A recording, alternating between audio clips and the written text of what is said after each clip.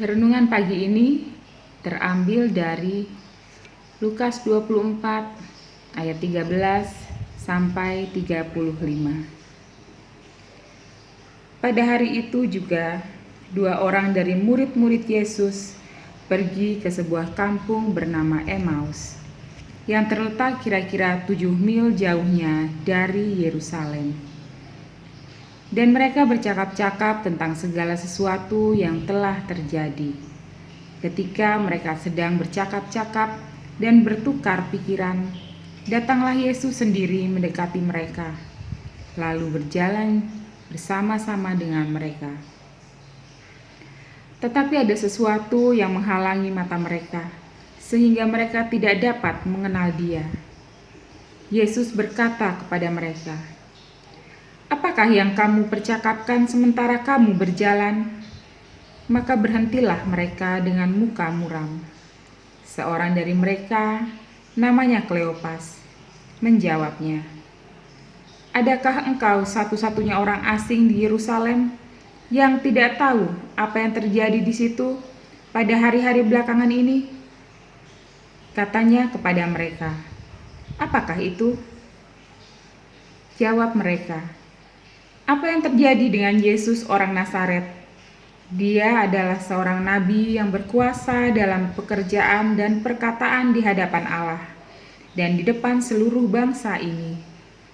Tetapi imam-imam kepala dan pemimpin-pemimpin kami telah menyerahkan Dia untuk dihukum mati dan mereka telah menyalibkannya. Padahal kami dahulu mengharapkan bahwa Dialah yang datang untuk membebaskan bangsa Israel. Tetapi sementara itu telah lewat 3 hari sejak semuanya itu terjadi. Tetapi beberapa perempuan dari kalangan kami telah mengejutkan kami. Pagi-pagi buta mereka telah pergi ke kubur dan tidak menemukan mayatnya. Lalu mereka datang dengan berita bahwa telah kelihatan kepada mereka malaikat-malaikat yang mengatakan bahwa ia hidup. Dan beberapa teman kami telah pergi ke kubur itu dan mendapati bahwa memang benar yang dikatakan perempuan-perempuan itu, tetapi dia tidak mereka lihat. Lalu ia berkata kepada mereka, "Hai orang bodoh, betapa lambannya hatimu, sehingga kamu tidak percaya segala sesuatu yang telah dikatakan para nabi? Bukankah Mesias harus menderita semuanya itu untuk masuk ke dalam kemuliaannya?" Lalu ia menjelaskan kepada mereka apa yang tertulis tentang Dia dalam seluruh kitab suci, mulai dari kitab-kitab Musa dan segala kitab nabi-nabi. Mereka mendekati kampung yang mereka tuju. Lalu ia berbuat seolah-olah hendak meneruskan perjalanannya. Tetapi mereka sangat mendesaknya, katanya, "Tinggallah bersama-sama dengan kami, sebab hari telah menjelang malam dan matahari hampir terbenam." Lalu masuklah ia untuk tinggal bersama-sama dengan mereka. Waktu ia duduk makan dengan mereka, ia mengambil roti, mengucap berkat, lalu memecah-mecahkannya dan memberikannya kepada mereka. Ketika itu terbukalah mata mereka, dan mereka pun mengenal Dia. Tetapi ia lenyap dari tengah-tengah mereka. Kata mereka seorang kepada yang lain, "Bukankah hati kita berkobar-kobar ketika ia berbicara dengan kita di tengah jalan, dan ketika ia menerangkan kitab suci kepada kita?" Lalu bangunlah mereka dan terus kembali ke Yerusalem. Di situ mereka mendapati ke-11 murid itu. Mereka sedang berkumpul bersama-sama dengan teman-teman mereka.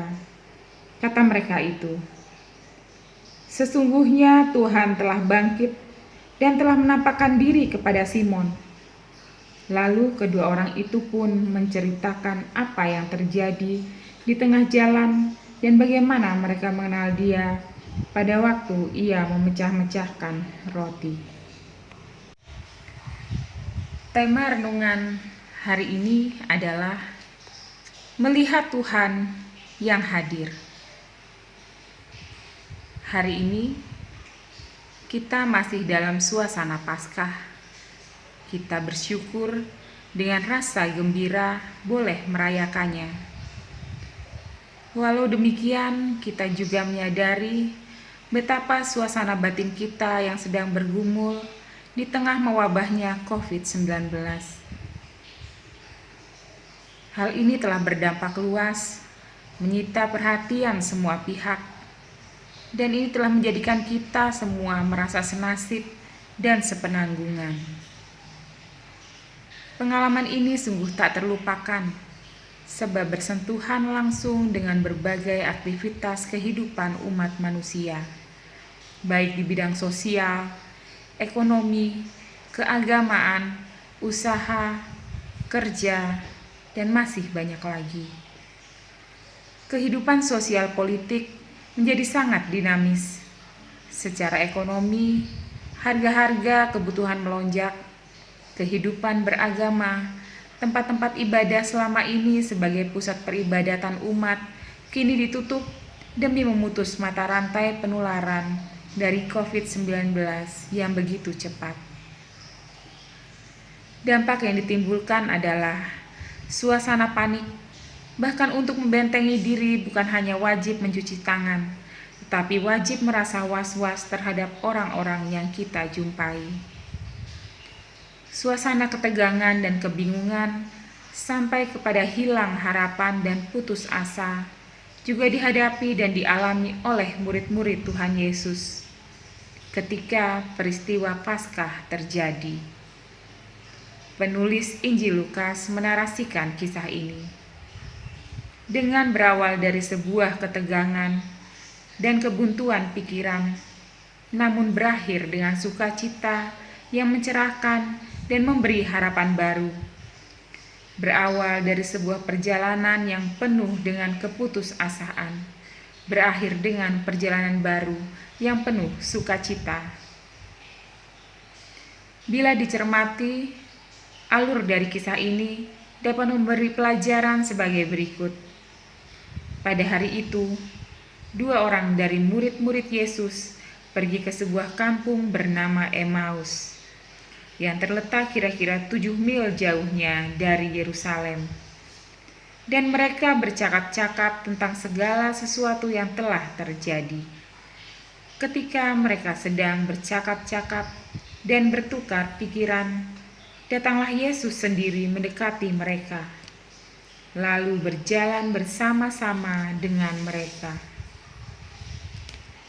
Diceritakan oleh penulis Injil Lukas bahwa pada waktu siang di hari Minggu itu, ada 2 orang murid, yakni Simon dan Kleopas, berjalan menuju Emmaus yang terletak 7 mil dari Yerusalem.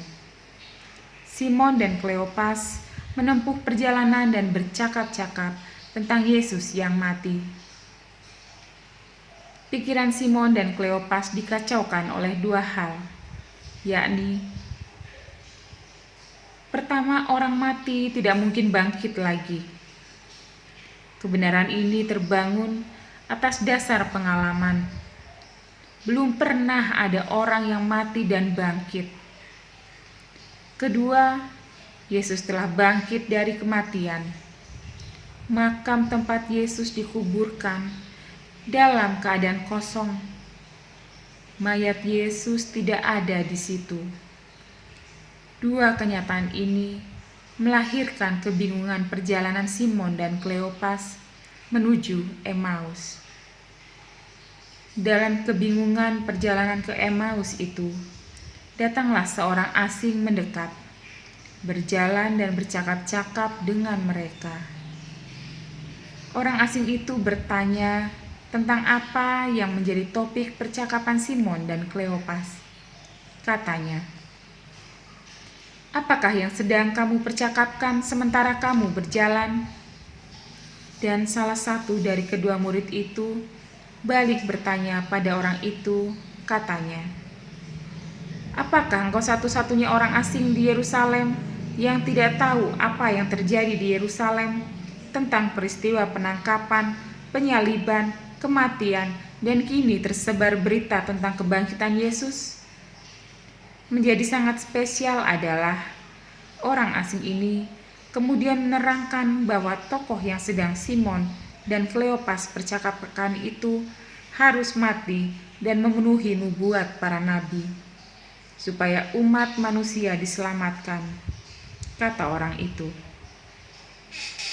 bukankah Mesias harus menderita semuanya itu untuk masuk ke dalam kemuliaannya?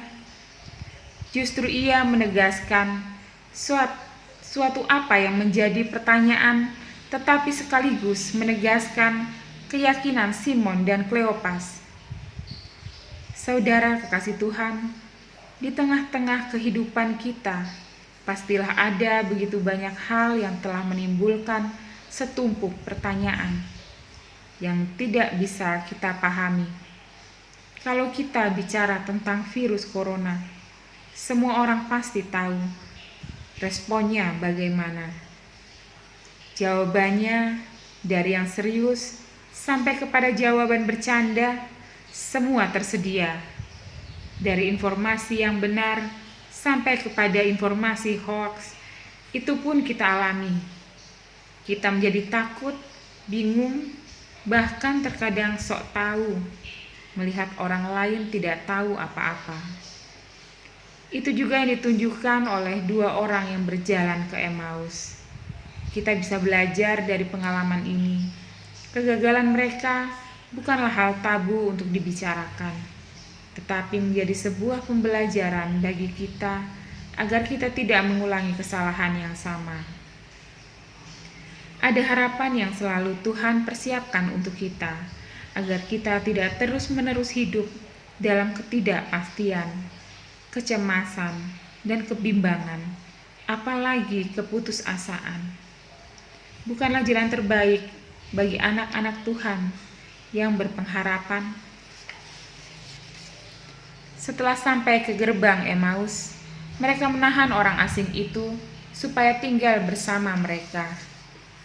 Karena hari telah menjelang malam dan matahari hampir terbenam. Lalu masuklah orang asing itu dan tinggal bersama mereka. Mereka duduk bersama orang asing itu dan makan bersama. Ketika duduk makan bersama, orang asing itu mengambil roti, mengucapkan berkat, lalu membagi-bagikan roti itu kepada mereka. Simon dan Kleopas menjadi ingat akan peristiwa sebelum kematian Yesus, dan keduanya sadar siapa sebenarnya orang asing yang mereka acuhkan sebelumnya. Orang asing itu ternyata adalah Yesus yang telah mati dan bangkit seperti yang telah dikatakannya kepada mereka. Kalau diibaratkan bahwa hidup kita ini adalah sebuah perjalanan menuju ke Emmaus, dengan perkataan lain, di perjalanan hidup kita, mungkin kita menjadi orang-orang yang cemas dan bingung dalam banyak hal dengan maksud baik dan dengan rencana yang tulus dan murni. Di perjalanan hidup ini, kita sering mengalami akhir yang tak terduga. Mungkin saja di perjalanan ke Emmaus, masa depan kita memiliki rencana yang baik, matang dan tepat untuk mencapai hasil. Namun pada saat yang tepat, kita lagi bersiap memetik panen yang benihnya kita tabur dengan susah payah. Datanglah topan menerpa dan segalanya mendadak rusak atau lenyap. Ya, tepat ketika niat kita akan sampai pada pelaksanaannya yang nantinya kita harapkan baik dan lancar, datanglah hadangan yang membuat kita kelabakan menghadapinya. Dan kita pada akhirnya seperti orang dungu karena tidak tahu bagaimana harus berbuat. Segala rencana yang indah menjadi buyar disebabkan hal yang tidak kita mengerti.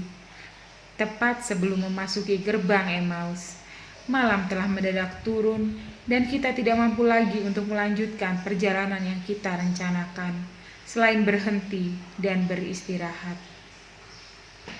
Dan untung saja dalam suasana kelam kegelapan malam semacam itu, justru ada cara yang Tuhan pakai.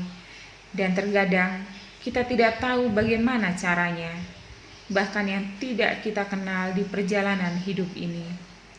Namun selalu saja ada orang yang berbaik hati yang datang tidak saja memberi pencerahan pada pikiran yang buntu, tetapi lebih dari itu, orang asing yang tidak kita kenal di perjalanan hidup itu justru rela memberi pertolongan dalam menyelesaikan masalah yang kita hadapi tanpa kita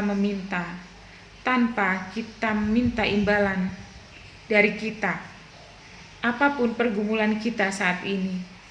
Tapi hal yang pasti bahwa Yesus adalah sahabat yang tetap ada di tiap perjalanan hidup orang-orang percaya. Amin. Renungan ini ditulis oleh Pendeta Konselman Raja Baikole.